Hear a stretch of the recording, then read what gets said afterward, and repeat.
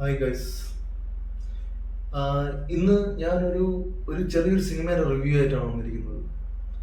പടത്തിന്റെ പേര് ആശാൻ.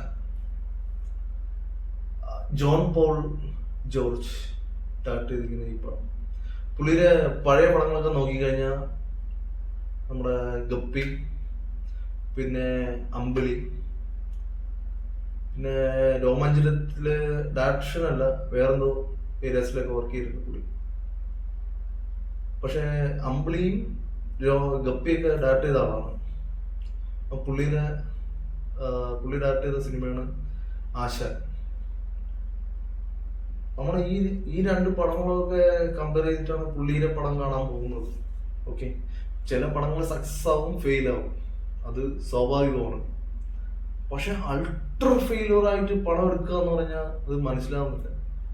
കഥയില്ലാത്തൊരു കഥയെ ഉണ്ടാക്കേണ്ട ഒരു കാര്യമില്ല. അതാണ് ഫസ്റ്റ് ഓഫ് ഓൾ എനിക്ക് പറയുന്നത്. ആശാൻ എല്ലാമായ ഒരു ആശാൻ. ആശാൻ ഭയങ്കര ഒരു സിനിമാ പ്രേമിയാണ്. ആ ആശാൻ സിനിമയ്ക്കുള്ളിലെ സിനിമയുടെ കഥ പറയുക വല്ല ആവശ്യമുണ്ടോ? ഇന്ദ്രൻ സംഘടനൊക്കെ എത്രയോ നല്ല സിനിമകൾ ചെയ്ത ആളാണ് പുള്ളി. മോശമായിട്ട് ഇതിൽ അഭിനയിച്ചിട്ടേ ഇല്ല. പുള്ളി കൊടുത്ത കഥാപാത്രം നന്നായിട്ട് ചെയ്തിട്ടുണ്ട്. പക്ഷെ നമുക്ക് ചില സീക്വൻസ് കാണുമ്പോൾ സഹതാപം തോന്നിക്കും. അതുകൊണ്ട് മാത്രമാണ് ഈ വീഡിയോ ചെയ്യുന്നത്. അവരോടുള്ള റെസ്പെക്ട് കാരണമാണ് നമ്മൾ ഈ വീഡിയോ ചെയ്യുന്നത്. വേറൊന്നുമല്ല, ഇങ്ങനെ ഒരു ഡയറക്ടർ വൾഗറായിട്ട് യൂസ് ചെയ്യാന്ന് പറഞ്ഞാൽ അവൻ തന്നെ സ്വയം ജഡ്ജ് ചെയ്യണം. ഇത് ചെയ്യേണ്ട സിനിമയാണോ, ഇല്ല അവൻ ഇതൊക്കെ OTT പോയി ഇറക്കണം എന്നേ പറയുള്ളൂ. ജോമോൻ മൂപ്പര് അത്യാവശ്യം നല്ല ക്യാരക്ടേഴ്സ് അത്യാവശ്യം ചെയ്തു വരുന്നതാണ്. ഞാൻ പുള്ളിയുടെ ഫസ്റ്റ് വീഡിയോ ആണെന്ന് ഞാനൊരു വെബ് സീരീസില് ഒരു ബക്കറ്റും തൂക്കി പിടിച്ച് വരുന്ന ഒരു സാധനം തുടക്കം പോലെ കണ്ട് നല്ല ക്ലിക്കായ ഒരു പേഴ്സണാണ്. പിന്നെ പൊന്മുട്ട, അങ്ങനെ നിരവധി വെബ് സീരീസിലൂടെ വന്നപ്പോഴേ നമ്മൾ നോട്ടീസ് ചെയ്ത ഒരാളാണ്. പുള്ളിയുടെ കാലിബറുള്ള ആളാണ്. യൂസ് ചെയ്യാൻ അറിയത്തില്ലെങ്കിൽ കാര്യമില്ല. പക്ഷെ അയാളോട് പറയേണ്ടത്, ഈ സബ്ജക്റ്റുകളൊക്കെ കേൾക്കുമ്പം എന്തർത്ഥത്തിൽ ചെയ്യാം എന്ന് പറയാൻ പോകും. അല്ല, അതല്ലേ പ്രശ്നം. അപ്പോഴാണ് നമ്മൾ നിങ്ങളെ ജഡ്ജ് ചെയ്യുന്നത്.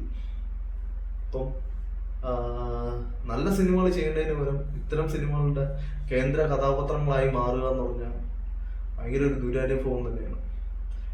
അപ്പൊ ഇതെങ്ങനെയാണ് മോശം സിനിമ ആവുന്നെന്ന് പറയുമ്പോൾ ഇതിന്റെ സ്ക്രിപ്റ്റിന്റെ വൾഗർനെസ് ആണ്. മനസ്സിലായോ? അപ്പൊ ഞാൻ ഈ സിനിമ കാണാൻ വേണ്ടി തിയേറ്ററിനകത്തോട്ട് കയറുമ്പോൾ ഞാൻ ടിക്കറ്റ് കാണിക്കാൻ വേണ്ടി ഞാനിങ്ങനെ മൊബൈൽ കാണിച്ചിട്ട് ടിക്കറ്റ് കാണിച്ചു കൊടുത്തപ്പോൾ ഒരു ചേട്ടൻ ടിക്കറ്റ് കാണിക്കുന്ന ഒരാളടുത്ത് സുഹൃത്തുക്കളായിരിക്കും അവര് പരസ്പരം. ചിലപ്പം അവർ രണ്ടുപേരും ബ്ലാക്ക് ഷർട്ടാണ് ഇട്ടിരുന്നത്. ഞാൻ പോയ തിയേറ്ററിലെ സ്റ്റാഫിന്റെ യൂണിഫോം അതായിരുന്നു. അപ്പൊ അവര് പരസ്പരം പറയുന്നത് ഫസ്റ്റ് ഹാഫ് കുഴപ്പമില്ലാതെ കണ്ടോണ്ടിരിക്കാം, സെക്കൻഡ് ഹാഫ് തല്ലിപ്പൊളിയാണ്. ഇതും കേട്ടോണ്ടാണ് ഞാൻ അകത്തോട്ട് കയറി പോകുന്നത്. അപ്പൊ ഞാൻ അടുത്ത സീറ്റ് ഇരുന്നിട്ട് എന്റെ കൂടെ അനിയൻ ഉണ്ടായിരുന്നു. അവനോട് ഞാൻ പറഞ്ഞു, ആ കേട്ടത് ഇങ്ങനെയാണ്, കണ്ടു നോക്കാം എന്ന് പറഞ്ഞു. ഫസ്റ്റ് ഹാഫ് കണ്ടിട്ട് എനിക്കൊരു അഭിപ്രായം ഉണ്ടായിരുന്നു. ഞാൻ അനിയനോട് ചോദിച്ചു, എങ്ങനെയുണ്ട്, എന്താ നിന്റെ അഭിപ്രായം? അപ്പൊ അവൻ പറഞ്ഞത്, ഇത്രയും വലിച്ചു നീട്ടേണ്ട കാര്യമുണ്ടോ ഈ കഥ, ഈ ഫസ്റ്റ് ഹാഫ് ഇത്രയും കറക്റ്റ് ജഡ്ജ്മെന്റ്. ഒരു ചെറിയൊരു കാര്യം പറയാൻ വേണ്ടി ഇങ്ങനെ വലിച്ചു നീട്ടേണ്ട ഒരു കാര്യമില്ല. അപ്പൊ ഞാൻ ഇപ്പൊ അവനോട് തോന്നിയോളാ, ചിലപ്പോ അത് വലിച്ചു നീട്ടിയെങ്കിൽ ഇനി അടുത്ത് ട്വിസ്റ്റ്, ചിലപ്പം ഇനി അങ്ങോട്ട് എന്തെങ്കിലും വേറെ എന്തെങ്കിലും ഒക്കെ ആയിരിക്കും പറയാൻ പോകുന്നത്. അപ്പൊ അതിന് ശേഷമുള്ള ദുരന്തം കണ്ടു കഴിഞ്ഞപ്പോ ഉണ്ടല്ലോ, ഇറങ്ങി ഓടിയാ കൊള്ളാന്ന് നോക്കി. അതാണ് ശരിക്കും പറഞ്ഞ ജോൺ പോൾ ജോർജ് എന്ന ഡയറക്ടറോട് എനിക്ക് പറയാനുള്ളത്. ഈ ഷസാം അടക്കമുള്ള എല്ലാ ഇൻഫ്ലുവൻസേഴ്സിനെയും വെച്ച് ഒരു സിനിമ ഹിറ്റാക്കാന്ന് വിചാരിച്ചാൽ അതൊന്നും നടപ്പുള്ള കേസല്ല. ബേസിക്കലി അവിടെ ഞാൻ ടിക്കറ്റ് കാണിക്കുമ്പോഴേ ഒരാളിങ്ങനെ പറയണമെങ്കിൽ എല്ലാവർക്കും ഇതിൻ്റെതായിട്ടുള്ള ജഡ്ജ്മെന്റ് ഉണ്ട്. സിനിമ നന്നായിട്ട് ജഡ്ജ് ചെയ്യുന്നുണ്ട്. പിന്നെ കുറെ മൗത്ത് പബ്ലിസിറ്റി കാരണം നമ്മൾ ടിക്കറ്റ് എടുത്ത് അകത്ത് 2 മണിക്കൂർ പെട്ടുപോകുന്ന ആൾക്കാരെ പോലുള്ള നമ്മളെ പോലുള്ള വ്യക്തികൾ. അതാണ് നിങ്ങളുടെ പ്രോഫിറ്റ്. അങ്ങനെ ചെയ്യുമ്പോൾ മറ്റേ ഇതില് നാടോടിക്കാറ്റ് പറയില്ലേ, ഇതിനേക്കാളും കട്ടപ്പാര എടുത്ത് കക്കാറങ്ങുന്നതാണ്. അതേ എനിക്ക് പറയാനുള്ളൂ. നല്ല സിനിമകൾ എടുക്കേണ്ട സമയത്ത് ഇങ്ങനെ എടുത്തില്ലെങ്കിൽ എടുക്കാതിരിക്കുന്നതല്ലേ നല്ലത്. പിന്നെ ഇതിനകത്ത് കുറെ 3D കൊണ്ടുവന്നിട്ടുണ്ട്. കുറെയൊക്കെ ബ്ലെൻഡറിന്റെ വർക്ക് പോലെയാണ് എനിക്ക് തോന്നിയത്. ബ്ലെൻഡർ ആണെങ്കിലും ഏത് സോഫ്റ്റ്വെയർ ആണെങ്കിലും നമുക്ക് ക്വാളിറ്റി അച്ചീവ് ചെയ്യാൻ പറ്റും. പക്ഷെ ഇതിനകത്ത് ഇങ്ങനത്തെ ഒരു ഏരിയക്കകത്ത് നിങ്ങൾ 3D കൊണ്ടുവന്നത് ശരിക്കും പറഞ്ഞാൽ ഇങ്ങനെയും സിനിമ ചെയ്യാന്നുള്ള ഒരു ന്യൂജൻ തീരുമാനത്തിന്റെ ഭാഗമാണോ എന്ന് ഒരു ചിന്ത. അപ്പൊ 90s ഹോളിവുഡ് ഓൾറെഡി ചെയ്തു കഴിഞ്ഞ കാര്യങ്ങളൊക്കെയാണ് നിങ്ങൾ ഇന്ന് എന്തൊക്കെയോ ആണെന്ന് കാണിക്കുന്നത്. അപ്പം 3D അല്ല സിനിമയുടെ അടിസ്ഥാനം. മലയാള സിനിമയ്ക്ക് ഒരു അടിസ്ഥാനം എന്ന് പറഞ്ഞാൽ നല്ല സ്ക്രിപ്റ്റും സ്ക്രീൻ പ്ലേയും ഉണ്ട്. അതില്ലാത്തടത്തോളം കാലം എത്ര ടെക്നോളജി കാണിച്ചാലും ക്ലിക്ക് ആവത്തില്ല. അതാ കാര്യം, സക്സസ് ആവത്തില്ല. അപ്പോൾ റീസെന്റ് ഇറങ്ങുന്ന മൂവി സ്ക്രിപ്റ്റുകൾ കുറെ മൂവി സ്ക്രിപ്റ്റുകളാണ്. ഈ സിനിമയ്ക്കാണെങ്കിലും ഈ സിനിമയ്ക്ക് അടിസ്ഥാനപരമായിട്ട് ഒരു സ്ക്രിപ്റ്റേ ഇല്ല. അതാണ് സത്യം. പിന്നെ ഇതിന്റെ ഒരു ടെക്നീഷ്യന്മാരെ കുറിച്ച് എനിക്ക് പ്രത്യേകിച്ച് പരാമർശിക്കേണ്ട കാര്യമില്ല. അടിസ്ഥാനമില്ലാത്തൊരു കാര്യത്തെ കുറിച്ച് ക്യാമറ നന്നായിരുന്നു, അവന്റെ അഭിനയം നന്നായിരുന്നു, അവന്റെ അഭിനയം കാണാൻ വേണ്ടി വേണമെങ്കിൽ 150 രൂപ ടിക്കറ്റ് എടുത്ത് പോവാം എന്ന് പറഞ്ഞിട്ടൊരു കാര്യമില്ലല്ലോ. നമ്മളെപ്പോലുള്ള സിനിമയെ സ്നേഹിക്കുന്ന അല്ലെങ്കിൽ സിനിമയുടെ പിറകെ സഞ്ചരിക്കുന്ന വ്യക്തികൾ ഒരിക്കലും അങ്ങനെ പറയേണ്ട കാര്യമില്ല.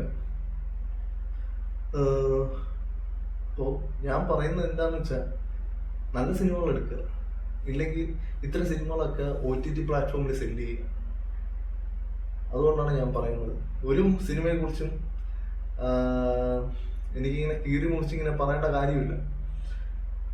ഇതിന് സിനിമോട്ടോഗ്രഫി ആണെങ്കിലും ഒരു ബിലോ ആവറേജ് ചില ഫ്രെയിംസുകൾ കൊള്ളാം, ത്രൂ ഔട്ട് ഫ്രെയിംസുകൾ നല്ലതല്ല എന്നൊക്കെ എനിക്ക് ജഡ്ജ് ചെയ്യാൻ പറ്റും. അതിന്റെ ത്രൂ ഔട്ട് പല കാര്യങ്ങളും, പല ക്യാരക്ടറിന്റെയും പ്ലേസ്മെന്റും പല ക്യാരക്ടറിന്റെ അഭിനയവും. ഈ സിനിമയ്ക്ക് ഒരു പ്രയോജനമുണ്ട്. ഈ സിനിമ കാണാൻ പോയാൽ നമുക്ക് 3 സിനിമകൾ കാണാം. ഒന്ന് ഷോപ്പി തിലകൻ ഡയറക്ട് ചെയ്യുന്ന ഒരു സിനിമയുടെ ഷൂട്ടിംഗ് ലൊക്കേഷൻ കാണാം. പിന്നെ സ്പോയിലറാണ്, പറയുന്നില്ല. പിന്നെ നമ്മളെ ആശാൻ അഭിനയിക്കുന്ന സിനിമ കാണാം. പിന്നെ ഈ ആശാൻ എന്ന് പറയുന്ന ഈ മുഴുവനായിട്ടുള്ള ഈ സിനിമയും കാണാം. അങ്ങനെ 3 സിനിമകൾ. അവതാരമായി ഇവരൊക്കെ ശരിക്കും പറഞ്ഞാൽ ഉദയനാട് താരമൊക്കെ എടുത്തിട്ട് ഇങ്ങനെ റീവാച്ച് ചെയ്യണം. അപ്പൊ ജമ്മത്ത് ഈ സിനിമകളൊന്നും ചെയ്യത്തില്ല എന്നേ പറയാനുള്ളൂ. അല്ലാതെ ഒരു ടെക്നീഷ്യന്മാരെയും ഇതിനകത്ത് കയറി മുറിക്കേണ്ട കാര്യമില്ല. അടിസ്ഥാനം അല്ലാത്തൊരു സിനിമയെ കുറിച്ച് നമ്മളിപ്പം ഇംപ്രവൈസ് ചെയ്യാം, ഇന്ന ആളുടെ പേര് ഇതാണ് എന്നൊന്നും പറയേണ്ട കാര്യമില്ല. എനിക്കിപ്പോൾ അത് പറയാൻ തോന്നിയിട്ടില്ല.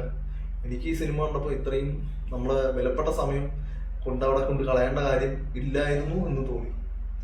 അതുകൊണ്ട് ജസ്റ്റ് ഒരു വീഡിയോ, അല്ലെങ്കിൽ ചെയ്യത്തില്ലായിരുന്നു.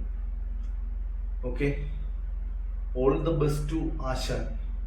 OTT പ്ലാറ്റ്ഫോമിൽ വന്ന് ഉടനെ കടിച്ചു കീറി തിന്നുക. Okay, thank you so much.